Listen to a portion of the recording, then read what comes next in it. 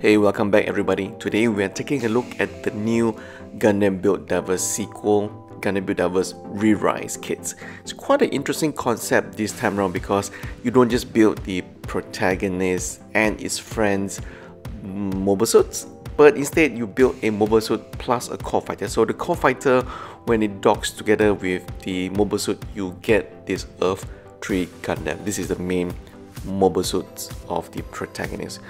Quite okay, not too bad looking, but that of course is not all. Bandai has a lot of gimmicks left. If you actually buy the additional weapon set, you will be able to build the additional flight unit. I don't know what it's called really, but it attaches to the back of the Earth 3 Gundam. So overall, quite an interesting concept this time around for Gundam Build Divers. I'm not going to dismiss it yet.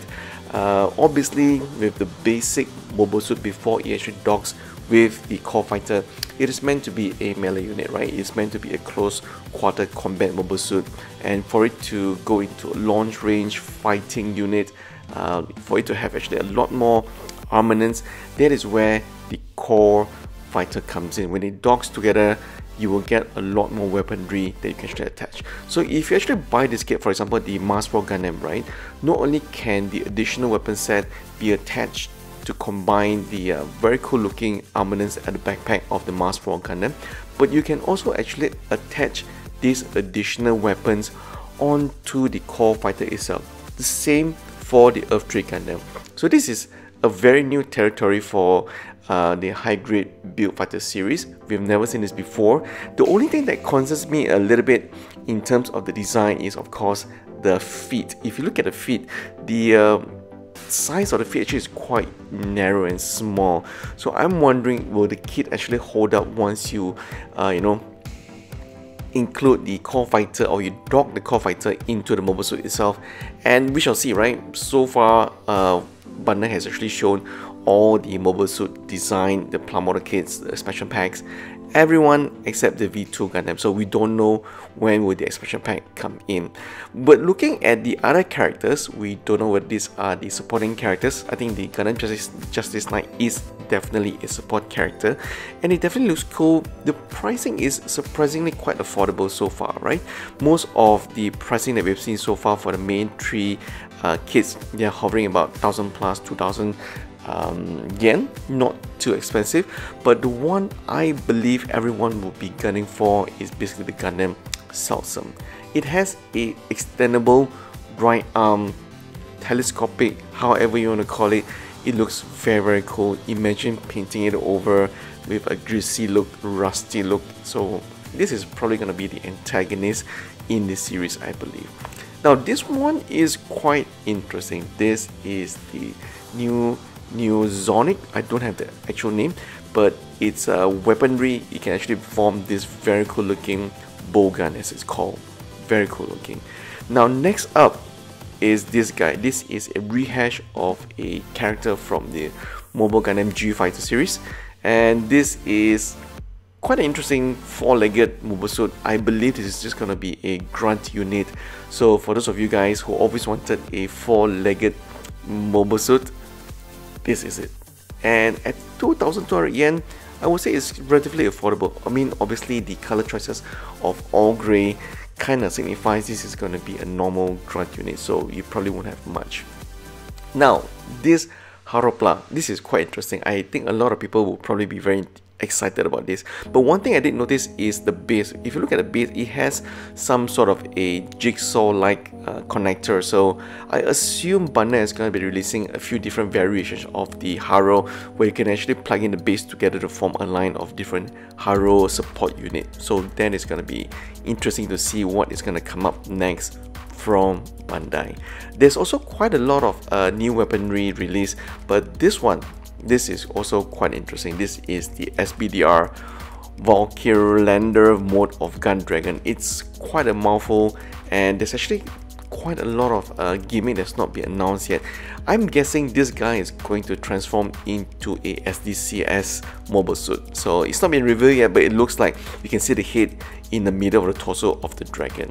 So all in all, quite a lot of interesting kits coming out on the first wave from October to December of this year. So hopefully Gundam Build Divers will not suck like its predecessor, and at least now the the main character has a very brooding, dark look. Maybe it will have a different tone and manner. We'll see, right?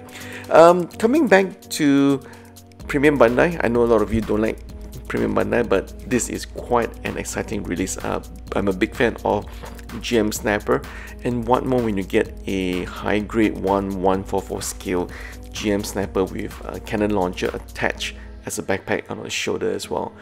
It looks really cool.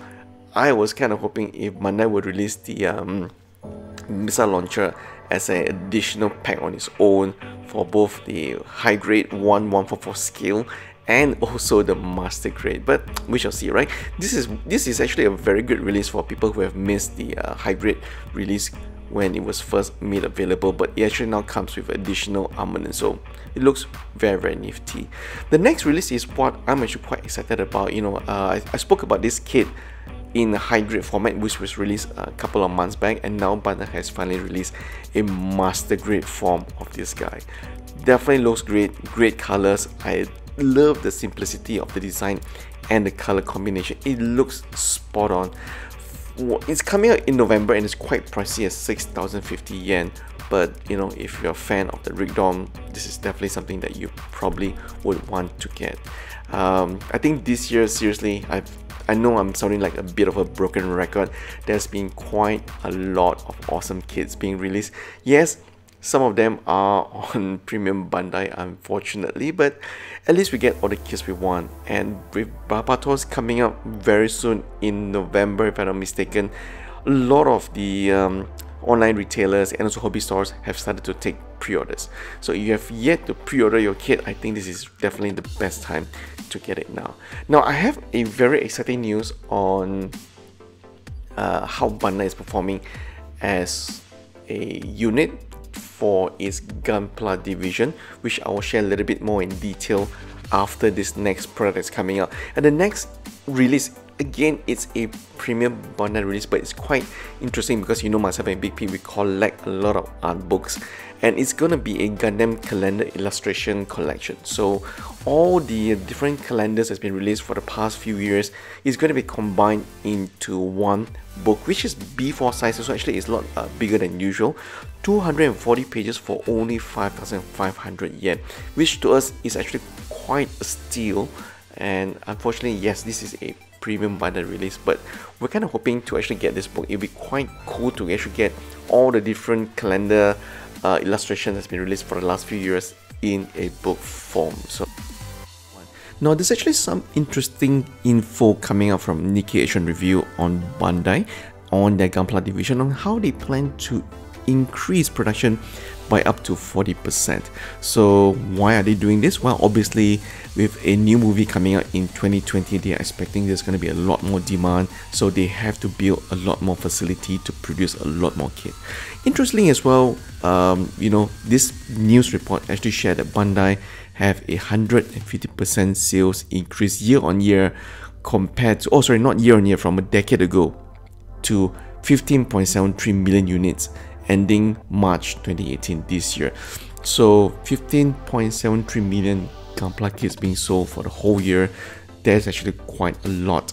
And if you think about what is going to change when the movie comes out, the collaboration with Legendary Entertainment, well, hopefully we get a lot more different variation and design and more reason for us Gunpla fans to actually buy something new.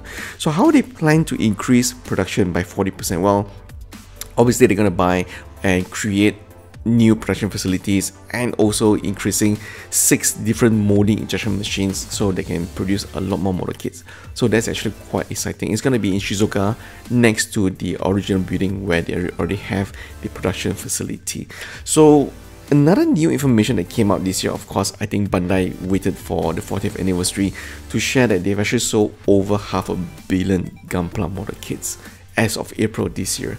And as of late, more than half of these sales are coming from countries like Asia. So it's no surprise that Bandai is actually trying to improve and boost sales across Northern America and also European countries. And that is why the production of the live action movie reboot, they call it a reboot because there was a Gundam live action movie that was done many years ago, but it was quite bad. So if you want to have a good laugh, go and download the movie. But other than that, hey, we do think that with the success of Pacific Rim, Bandai will probably get to see a lot more demand for Gundam in North America and also Europe. Hopefully that'll be true. So what is one of the top selling units for Gunpla? That's actually quite interesting, because this was quite an interesting figure that they say that, look, they actually saw a dip in 2016 when the company tried to shift sales to higher priced products, but sales remained flat for a while and it dipped, right? And I think that's why maybe from 2016 to 2019, we actually don't see a lot of master grade kits being released. We actually saw a lot of high grade, a lot of Reborn series kits.